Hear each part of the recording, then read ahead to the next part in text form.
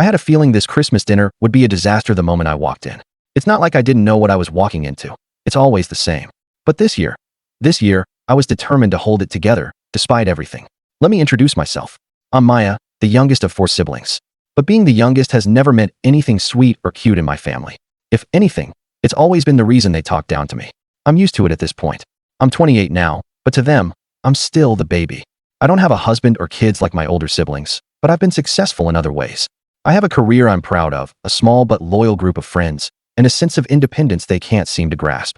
For them, it's always been about marriage and kids. Nothing else matters. Christmas dinner was always a big deal for our family. It's one of the few times of the year when we all gather at my parents' house, which is this massive, old Victorian place that's been in the family for generations. It's a house that looks perfect for family photos, but is a nightmare to clean. I'd always hated the place. It's cold and distant, just like my parents. But it's tradition, so every year, I go. Even though I'd rather be anywhere else, I go. Because, family. I showed up just after everyone else. My oldest brother, Chris, was already there with his wife and 3 kids, loudly setting up the table as if they owned the place. Then there was Amy, my sister, with her husband and their baby. Always perfect, always polished, always showing off their ideal life. My parents were in the kitchen, bustling around, acting as if they had everything under control while managing to make everyone feel like they were still 5 years old. As usual, I slipped in quietly, hoping to avoid the drama that was sure to unfold. When my mom saw me, her face lit up with that fake smile she always wore. The kind that made me feel like I wasn't really welcome, but I was tolerated for the sake of the holiday. "Maya, sweetie," she said, giving me a hug that felt more obligatory than affectionate. "So glad you could make it. Go ahead and grab a seat." I barely had time to respond before my dad called from the other room, his voice booming with that authority he used when he wanted to remind everyone he was still the man of the house. "Dinner's about ready. Chris, Amy, get the kids situated, please." I stood there for a moment, not sure what to do. I wanted to say something, but it was Christmas. I didn't want to make a scene yet. That's when my mom, in that subtle way she had of making everything feel like a lesson, spoke again. "Maya, why don't you sit at the kids' table? We've got a special spot for you there, with the cousins." I froze. I couldn't believe it. My mom, with her sweet, saccharine tone, had just asked me to sit at the kids' table, the one they set up every year with a mismatched array of chairs, paper plates, and half-hearted decorations. I glanced over to the dining room. The adults' table was set up beautifully, with fancy china, glasses of wine, and candles that gave the whole thing an elegant, grown-up vibe. There, at the head of the table, was my dad, looking as smug as ever, surrounded by my married siblings. No room for me, though. I looked back at my mom, trying to hold back the anger bubbling inside me. I could feel the familiar sting, the one I always got when they tried to remind me that I wasn't good enough in their eyes. It wasn't the first time they'd made me feel small, but this was different. This wasn't just a little comment or a side eye. This was deliberate. They knew what they were doing. I forced a smile, but it didn't reach my eyes. "Sure, Mom. Thanks," I said, trying to keep my voice steady. She smiled, too, but there was something in her expression, something that said she didn't really care about how I felt. This was all about keeping up appearances, making sure everything was perfect. I don't think she even realized how much it hurt to be dismissed like that. Without saying another word, I walked over to the kids' table, my stomach turning with every step. It wasn't like I expected anything better, but for a second, I thought maybe, just maybe, they'd treat me like an adult. I sat down at the little plastic chair, surrounded by toddlers who were more interested in their mashed potatoes than the awkward silence I felt in the air. My cousins were in their own little world, ignoring me completely. I stared at the plates in front of me, sloppy, unappetizing. It was like they didn't even try to make it look good. I could have sworn I saw one of the toddlers drop a chunk of broccoli under the table, and I wanted to scream. That was when it hit me. This wasn't just about the table. This wasn't about tradition or the holiday spirit. This was about them seeing me as less than. They weren't even trying to hide it anymore. And in that moment, something inside me snapped. I stood up quietly, the weight of the decision pressing on me. I didn't need to say anything. I didn't need to shout or make a scene. I just grabbed my coat, slung it over my shoulder, and walked straight for the door. As I opened it, my mom's voice called out, almost too late. "Maya, where are you going?" she asked, her voice now laced with confusion and a hint of irritation. I didn't look back. "I'm leaving," I said, my voice cold. "Enjoy your dinner." The door slammed behind me. The cold air hit me like a wave, but I didn't care. My car was parked just down the street, and I was out of there, the sound of my parents' frantic calls fading in the distance. I drove for hours, aimlessly, until I finally ended up at a quiet diner, sitting in a booth by myself. I ordered something warm, my hands still shaking from the adrenaline. I couldn't remember the last time I'd felt this much rage and relief all at once. That's when my phone started blowing up. Messages, missed calls, the usual. I glanced at the screen. It was my family, Chris, Amy, even my dad, all calling and texting. But the one that stood out the most was from my mom. "Where are you? We need to talk." "This isn't funny, Maya." I felt a smirk tug at my lips, the kind that had been brewing all evening. I wasn't about to pick up, though. Not yet. The ball was in my court now. They had no idea what was coming. I set my phone down and sipped my coffee, watching the steam curl up into the air. What would I do next? That was the question. And trust me, they wouldn't like the answer. I sat in that diner for what felt like an eternity, my phone buzzing every few minutes. The messages grew more desperate, each one trying to reel me back into their little game. Chris sent me one first. "Maya, this isn't funny. Where are you?" It was followed by another from Amy. "Mom is freaking out. We just want you back." Then my dad. "Come on, don't act like a child. Get back here." I didn't respond. I didn't owe them an explanation. They had made their choice when they treated me like a second-class citizen at their precious dinner. All I had wanted was to be treated like an adult. But instead, they had decided I was still the baby who needed to be tucked away with the toddlers. After about an hour, I finally picked up my phone to check the messages again. The tension was starting to feel thick, like they were starting to realize I wasn't going to just roll over. Then, my mom's text popped up, and it made my stomach twist. "Maya, I don't understand why you're doing this. Your siblings are concerned, and this is ruining Christmas. Don't make this about you. You're being selfish." I stared at the message for a moment, feeling a wave of anger rise again. Selfish? They were the ones being selfish. The whole night had been about their image, their expectations. I had been nothing but a piece in their little puzzle of perfection. But to her, I was the problem. Typical. I didn't know whether I was supposed to laugh or cry at this point. Instead, I just hit the block button on her number. She wasn't going to manipulate me into feeling guilty. Not this time. I took a deep breath, trying to center myself. This wasn't just a knee-jerk reaction. I had a plan. I had been wronged by every single one of them. And tonight, I was going to make sure they knew just how much they messed up. Later that evening, after I had finished my meal and the adrenaline had worn off a bit, I decided it was time. I pulled up the family group chat, where they usually all vented about everything and anything. There were already a dozen messages about me. This is ridiculous. She's acting like a child. What's the big deal? We didn't mean it like that. I think she's just overreacting. I scrolled through them, my fingers itching. I knew I could just ignore it, but that would have been the easy way out. No, I needed them to feel it. I needed them to understand that their treatment of me had consequences. I started typing, slowly at first, but then my words picked up speed. It wasn't just about tonight. It was about everything they had done to me over the years. You guys don't get it, do you? You really don't. This isn't just about a seat at the table. It's about how you've treated me my entire life. Like I'm not good enough. Like I'm invisible unless you need something from me. I'm the only one who doesn't get praised for following the same script you all did: get married, have kids, play the game. But I built my own life, and I'm doing just fine. So maybe it's time you all recognize that. I paused before hitting send, letting the weight of my words sink in. For the first time in forever, I felt like I had control over the situation. I wasn't begging for their approval anymore. I wasn't going to be their little project. I pressed send. It didn't take long for the messages to flood in.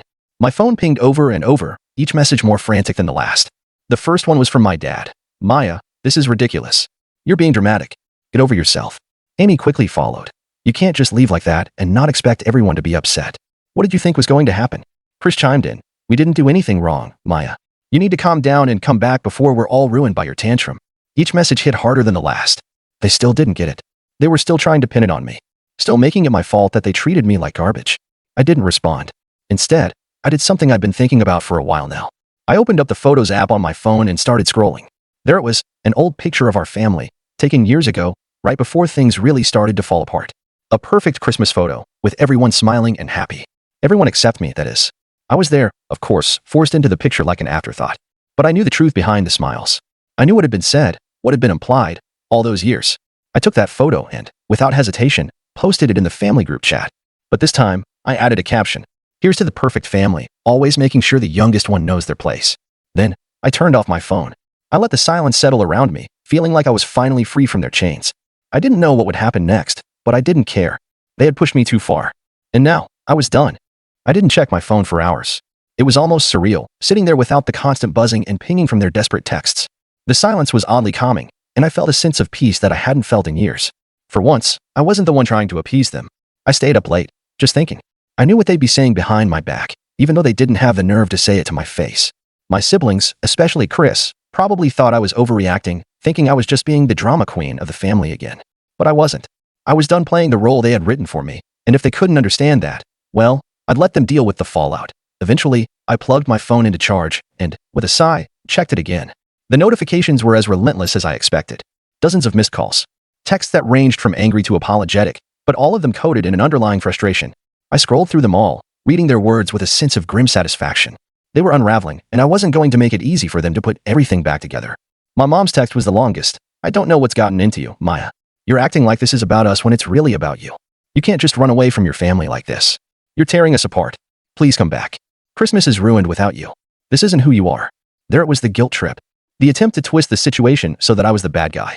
They always did this, made me feel like I was the one causing trouble for wanting to be treated like a grown-up. Then, my dad's message. This is childish. We need to talk about this when you calm down. And of course, Chris, if you think walking out of the dinner was going to make a statement, you're wrong. You're making it worse. You owe us an apology. An apology? For what? For standing up for myself for once? For demanding to be seen as an equal in a family that only valued me when it suited them? No, I wasn't apologizing for anything. But then, there was Amy's message. It was different from the others. It wasn't angry or demanding. It was almost pleading. Maya, I know you're upset, and I understand why. But this isn't the way to fix things. You're my sister, and I love you, but you're pushing everyone away. Please, just come home. We can talk about this. It's Christmas, for God's sake. I stared at her words for a while. I had always been close to Amy. She was the one who used to defend me when the others would gang up on me as a kid. But now, I wasn't sure if I could ever trust her again. Not after everything she had let slide, everything she had silently endorsed when she knew it was wrong. I took a deep breath, my thumb hovering over the screen. I wanted to respond. I wanted to explain to her that I wasn't being a diva or causing drama, that I was standing up for myself, that I was tired of being treated like the perpetual child in the family. But I didn't. Not yet. Instead, I typed out a short reply. I'll think about it. I sent it and set my phone down, feeling a pang of guilt. But I shook it off. I knew I couldn't go back to that table, not without a serious change in how they viewed me. And I wasn't about to let them brush this under the rug like it was nothing. The next morning, I woke up to even more messages. Some were from family friends, asking where I was. They were genuinely concerned, but I didn't feel like explaining myself to anyone who wasn't part of the problem. And then, of course, there was a barrage of calls from my mom. But there was one message that stood out. It was from Amy again. Maya, I've been talking to Chris and Mom. They're really upset, and honestly, so am I. We're a family. You can't just isolate yourself from us like this. If you don't come home soon, it's going to get worse. Please don't make this more complicated than it has to be. More pressure, more manipulation, and still no understanding of what I was going through. They weren't hearing me. They weren't listening. I knew what they were doing, what they always did. They were trying to guilt me into coming back, trying to make me feel like the one causing all the problems, when in reality, it was their refusal to see me as anything more than the youngest child that had been the problem all along. I picked up my phone, opened the group chat, and stared at the screen. My fingers hovered over the keyboard as I debated what to say. I wanted to make my stand, to make them understand exactly why I was done with their treatment of me. But the truth was, I wasn't sure I was ready to go back yet. Not until I was certain they had changed. Until I was certain they saw me for who I really was. And then, my phone buzzed again. This time, it was from my dad. Maya, we need to talk. You can't just keep running away. You're going to regret this. It hit me like a ton of bricks. The same words, the same manipulative guilt trip. I could feel the tension building, like the walls were closing in around me. But I didn't respond. Not yet. The day dragged on, and with every hour, I felt the pressure of their texts, their calls, their attempts to reel me back into their orbit. But no matter how many times my phone buzzed, I kept my distance. I had made my choice, and I wasn't about to let them bully me back into the role they had cast me in. As evening approached, I found myself sitting alone, staring at the empty chair across from me, where I would have been sitting if I had gone back. A part of me, an old part, wanted to give in, to go back and make nice. It was Christmas, after all. A time for family, for togetherness. But I couldn't shake the feeling that if I went back now, it would be like admitting I wasn't worth fighting for. That all those years of being pushed aside were just fine. That they were right, and I was just being dramatic.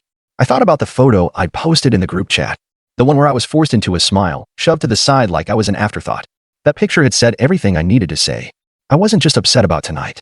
I was upset about every year they had treated me like this.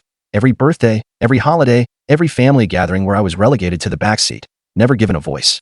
They thought I'd just roll over and accept it, like I always had. But not this time. And then the phone rang again. This time, it was my mom. I hesitated, my finger hovering over the decline button, but something inside me told me to pick up. Maybe I was finally ready to hear what she had to say. Or maybe I was just curious how far they would go to make me feel guilty. I took a deep breath and pressed the green button. Maya, my mom's voice came through, sounding tired, exasperated. We need to talk. This has gone on long enough. I stayed silent, letting the words hang in the air. She waited for me to respond, but I didn't say anything. Look, she continued, we're family. You're making this more complicated than it needs to be. I don't know what's gotten into you, but you're pushing everyone away. Your dad is upset. Chris is upset. She paused, clearly trying to gather her words. I'm upset, Maya. I almost laughed. They were upset. After everything they had put me through, they had the audacity to say that? I could feel the old anger bubbling up, but I swallowed it down, not wanting to let her see how much she still got to me. I'm not pushing anyone away, Mom, I said, my voice calm but firm. I'm just not playing your game anymore. I'm not going to sit at the kids' table, be treated like I'm invisible, and pretend everything's fine. She was quiet for a moment. I could almost hear her processing my words, trying to figure out how to turn the conversation back into a guilt trip. You can't just leave us hanging like this. Your dad's trying to make Christmas special. The whole family is here. It's not just about you, Maya, she finally said, her voice almost pleading. You're breaking the family apart. You know, I've spent my entire life trying to make everything work, trying to fit into the mold you all created for me. But no one ever saw me, did they? I shot back. You didn't want me as an adult, Mom. You wanted me to stay the little kid forever. And tonight was the last straw. She was silent again, and I could tell it was hitting her. For the first time, she was hearing what I was really saying. It wasn't just about the seat at the dinner table. It was about how I'd been treated all my life.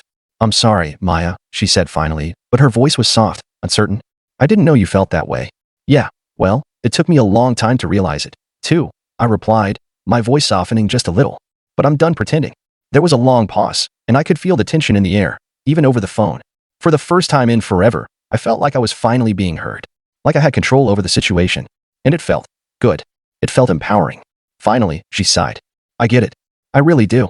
But I'm still your mother, and I just want us to be a family again. I let her words hang in the air for a moment.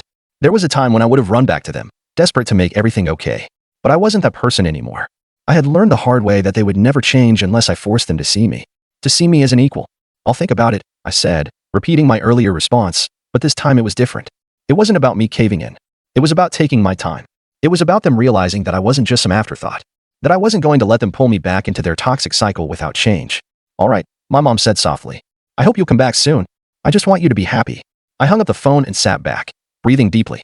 It wasn't over. It wasn't a neat, clean resolution. But for the first time in a long time, I felt like I had taken control of the situation. I wasn't going to let them walk all over me anymore. And maybe, just maybe, they would finally see me for who I really was.